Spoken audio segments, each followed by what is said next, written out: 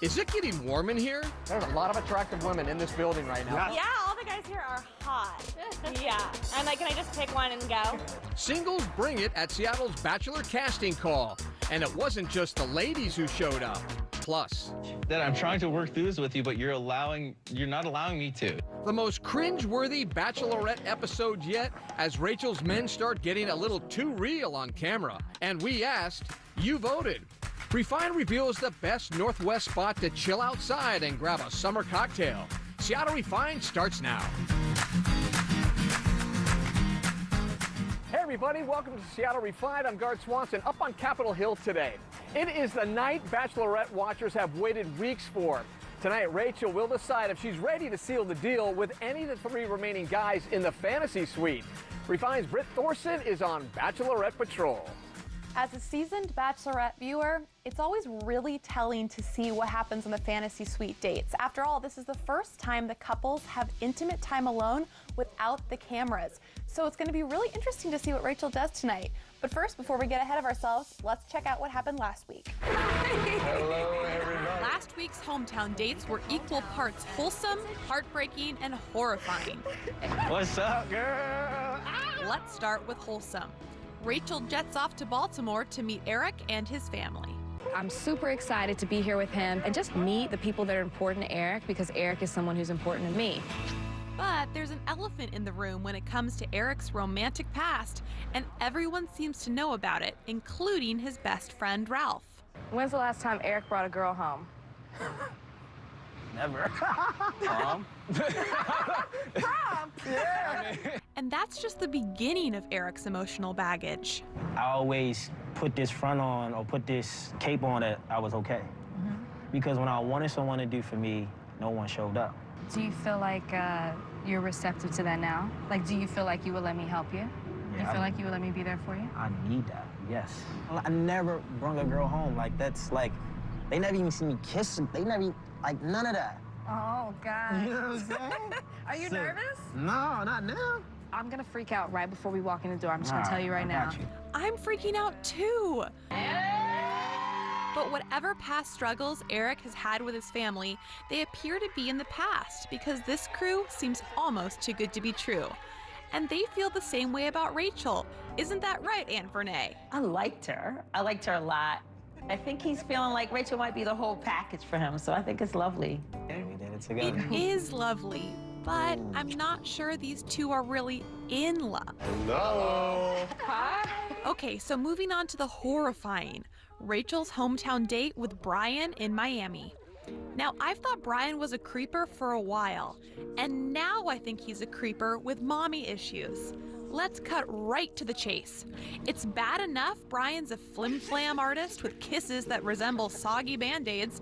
The real deal breaker is this creature. So let's do a toast together to welcome to our house, to our home. Thank you. For the most precious thing that I have in my life. See, Brian is an only child, and there hasn't been a mother-son relationship this tight since Norman Bates. Well, a boy's best friend is his mother. Brian is my life. But I just want to advise you, to give you an award. You are married, the family too. If he's happy, I'm happy. If not, I'll kill you. He has to be happy. Laugh it up now, Rachel. I don't think she's kidding. Next up, Rachel jets off to Madison, Wisconsin for her hometown date with Peter. Now, I'll keep this pretty quick because while Peter is gorgeous, he's sort of a cold fish. And everyone, including Rachel, can tell he's holding back. I am concerned that Peter's not ready. You know, I see the walls that he has up. I see him guarding his heart. But in this journey, you have to move fast. You have to be willing to open yourself up and let it go. That's so sweet. His mom isn't helping matters. I think he is ready to start a family and to have somebody in his life to share all of these growth things with. Is it, here's a ring and I want to propose to you? Not necessarily. And frankly, Peter's just making it worse. I have walls up, for sure, with Rachel. And I haven't figured out when those walls will come down. I've never been engaged before. I think I'm ready to do it. Wow, just what every girl wants to hear. Go away, Peter. What's up? Moving on, I've saved the kookiest for last. My new obsession, Dean in his hometown of Aspen. Let me get you caught up. Dean lost his mother when he was a teen, and his family basically imploded. Ever since my mother passed away when I was 15, I've essentially done everything on my own. I haven't seen my father in 2 years, so today will be difficult. You're gonna meet my father. He's a converted Kundalini yogi, like Sikh. So he wears a turban, has like a beard down to his belly button. Now, let me remind you that Rachel is a lawyer, not a psychiatrist. But apparently she plays one on TV, and she needs her license revoked. This is gonna be awful. It's gonna be fine. I'm gonna be right here. Just get through it. Welcome, man. Thank you. So the date begins not with a bang, but with a gong. Literally a gong.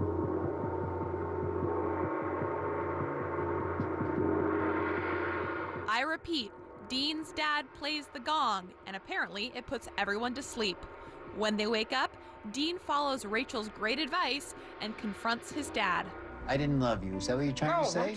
I Out of didn't here. feel loved by your father? Is that what you're saying? But there's still like a lot of moments where like I personally felt abandoned. If you really feel that way, and if you really think that was my purpose, then there's really no need to carry this conversation. Dad, I'm trying to work through this with you, but you're not allowing me to. Like, you're being stubborn to the point where you're not allowing us to work through it. What is there to work through, Dean? When Dean's dad storms out, Rachel decides to take a crack at him. Bad idea. Again.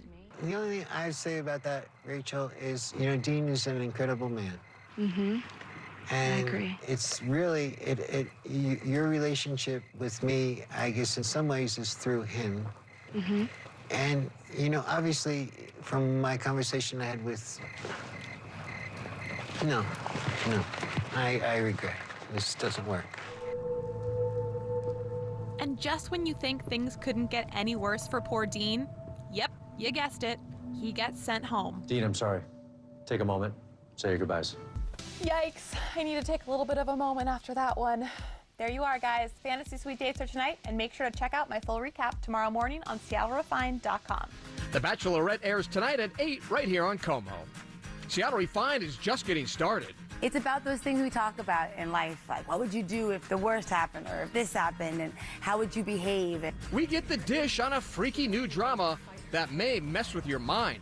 But first, man, it was tough in there. I was a little nervous. Men and women put their heart on the line at one of the craziest Bachelor casting calls we've ever been to. We'll be right back. But first, it's a kitchen clash where there can only be one winner. If you like Top Chef, you're going to love Game of Chefs. Refined is joining Dine Around Seattle and Seattle Made for the mother of all local cooking competitions. This Wednesday, celebrity chefs will face off at the Pike Place Market Atrium Kitchen in a battle of wits and a race against time. There are secret ingredients, a panel of celebrity judges, and I'm going to be there. I'm emceeing this terrific event. To learn more about the Game of Chefs, log on to our website.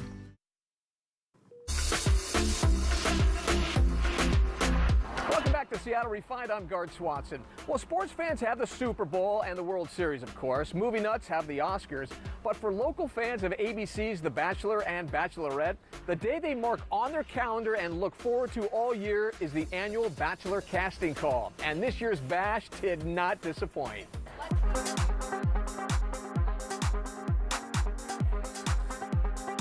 Booze, bubbles, and Bachelor hopefuls. Refined threw a huge party at Pacific Place as hundreds of singles waited in line and dressed to impress to be on the hit reality TV show. Oh, beautiful ladies everywhere. So tell me about your outfit here. Is this brand new? No, I lived in Vegas for 4 years, so it's something I bought while I was down there. I figured it would work out. A lot of hot girls here, huh? Great ratio. Fantastic. I chose a great day to do this. You guys know each other? Now we do. Now we do. So what do you think about each other? I think she has really pretty hair. Oh, thank you. I think you have gorgeous eyes. She's very pretty.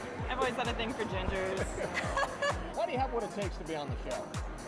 Well, personally, I think I would probably be the person that everybody loves, and I'm just crazy enough to get halfway through, but just normal enough to maybe make it. When you say you're crazy, what does that mean? Because I'm crazy for the show. I love it so much, and I like listen to all their podcasts and follow them on Instagram. I'm unfortunately really obsessed. The dedication of these Bachelor fans was unreal. Some came injured. I sprained my foot last year, and so I had to have surgery. You think the lady with the cast-on's faking it, looking for sympathy? I don't know. I think you have to pay a lot of money to get those boots unless insurance covers it. Some just came off a breakup. I broke up with my ex-boyfriend about 2 months ago, and he lives here in Seattle, and I live in Portland, and it was the first time I've been back, and it was the only opportunity I've had to give him back his stuff. So I did that right before I came here. I dropped it off, and then 20 minutes later, here I am. And some came back for round 2. I was on last season with Nick, and I got no rose, so I'm like back to like redeem my confidence and try again. Because I literally was on the first episode and didn't get a rose, and I was like, is this a joke? So I would feel better if I just went through the process and tried again and hopefully find love for a second time around. So I'm back.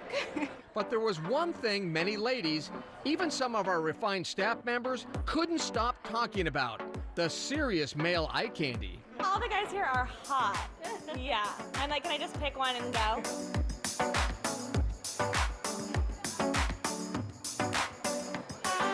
This is going to be my lucky handkerchief, and I'm hopefully going to have it for the final rose ceremony as well. You got your hair going, you got the nice suit on.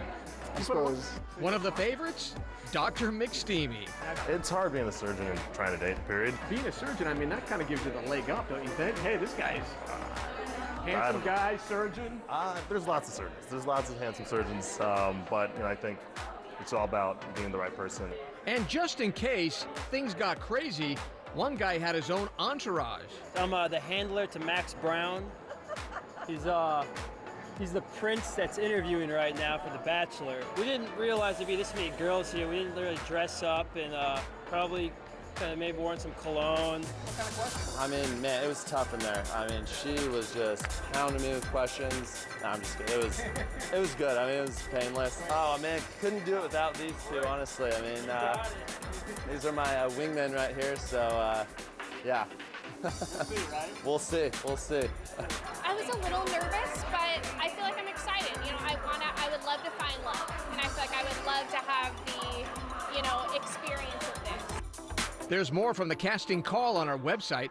Log on to SeattleRefined.com and check it out. Coming up, Paula Patton, the star of a new ABC drama, talks about her life's biggest regret. Plus, drumroll please, we reveal the best patio in the Northwest. We'll be right back.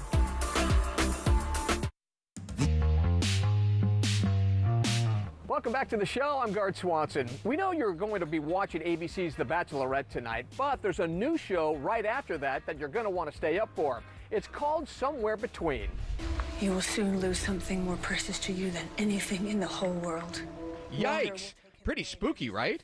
The show stars Paula Patton, and it's about a news producer in San Francisco who somehow gets to go back in time 1 week in order to try and prevent the murder of her young daughter. We caught up with the star via satellite to get the skinny on this one. This is a really cool project you have going on, Somewhere Between. Tell me about it. It's a thriller suspense story that also has this, a lot of deep emotional moments, but becomes this kind of fun, wild ride of unexpected things because, I start off as this one character, this person, Laura, who has a seemingly, normal life, and who I am at the end is quite different. It's about those things we talk about in life, like what would you do if the worst happened, or if this happened, and how would you behave? And I guess you don't know until you're there, right? And that's what happens with her, and it's just this animal side comes out, and she's quite a beast to contend with. Was it easy to embrace this role since you have a son, a 7-year-old, and similar to the same age as the young lady that plays your daughter in the show? I mean, as a parent, and this is you're a parent as well. It's just how can it not affect you? There's no one else you would give your life up for more than your child. So that just raises the stakes tremendously. Now, in real life, anything you would change if you had that moment? If you had a week to change something in your life, what would you change? Guard, are you asking me if I have regrets? Of course I have. Everybody has regrets. I've had regrets and I've had sleepless nights, but you know what I realized? In the end of the day, you don't want to do it, right? Because, I mean, you do if you're making a movie or a TV show about it because it's fun, but in life you realize that you go in, you change that, and then, you know, the thing that was bad becomes good, but then the things that you loved, you know, evaporate. I don't know. I don't think you should mess with that stuff. All right. Thank you so much, Paula Patton. Thank you, Guard. Somewhere Between premieres tonight at 10 here on Como before moving to its regular night on Tuesday. The Refined team is in road trip mode this summer, and one of the coolest places we have visited so far are the Ape Caves. The caves are actually old lava tubes located south of Mount St. Helens inside the National Monument. They were formed about 2,000 years ago. And don't worry, there are no actual apes in Ape Cave. They're named after the scout troop that first explored them back in the day called the Ape Patrol. Check out the full gallery on our website. And while you're there, go ahead and click on this jaw-dropping Bollywood mansion. Located in Bellevue, this beautiful home boasts exquisite touches of the Far East. It also includes 13 bedrooms, 9 full baths, and more than 15,000 square feet of living space. Oh, the asking price? Just about $6 million. We'll be right back. But first, check out our refined, shareable moment of the day.